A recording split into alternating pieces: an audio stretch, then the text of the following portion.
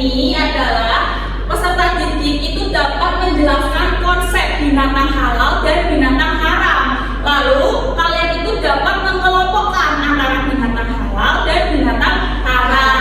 Yang ketiga, kalian dapat menunjukkan sikap selektif dalam memilih makanan halal dan makanan haram. Nah, coba ini anak-anak, coba diperhatikan di depan, mana di antara hewan-hewan ini yang halal, yang bisa dimakan?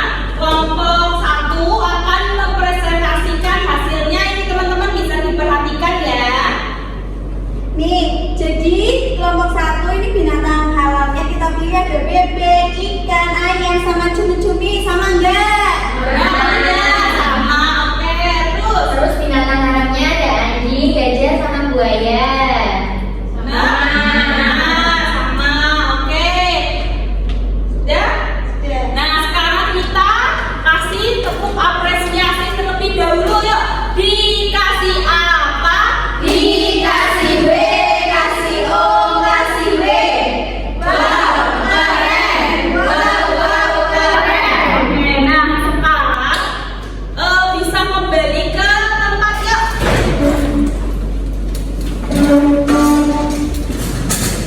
Sudah rapi? Ya. Nah, ini kita akan bermain APE. APE-nya ini bernama Live binatang halal dan binatang haram. Yang hijau ini apa? Halal. Yang merah? Halal. Nah, nanti coba siapa yang mau maju ke depan? Ya. Coba ini halal atau haram? Halal. Yuk. Makan. Ya, terus ditarik.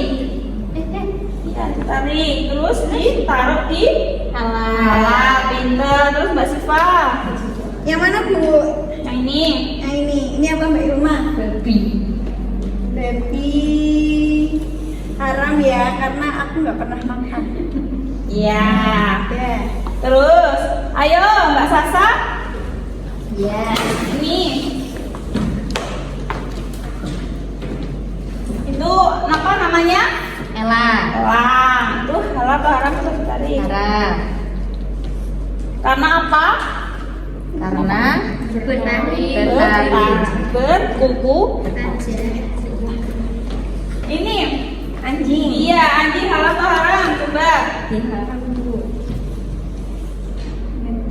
Iya. Oke, benar semua ya anak-anak. Kita tepuk untuk diri kita sendiri yuk. Dikasih apa? Dikasih W, kasih O, kasih W. Wow, keren. Wow, keren. Sekarang siapa yang mau bermain word wall? Ibu pencatat terlebih dahulu ya. Nah, mau yang nomor berapa? 8. Semut haram dikonsumsi karena dilarang untuk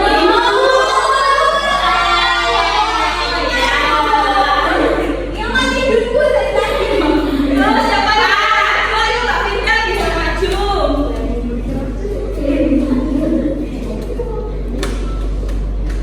Semua jenis binatang yang tidak boleh dimakan oleh umat Islam atau jenis binatang halal, tetapi proses penyembelihannya tidak dengan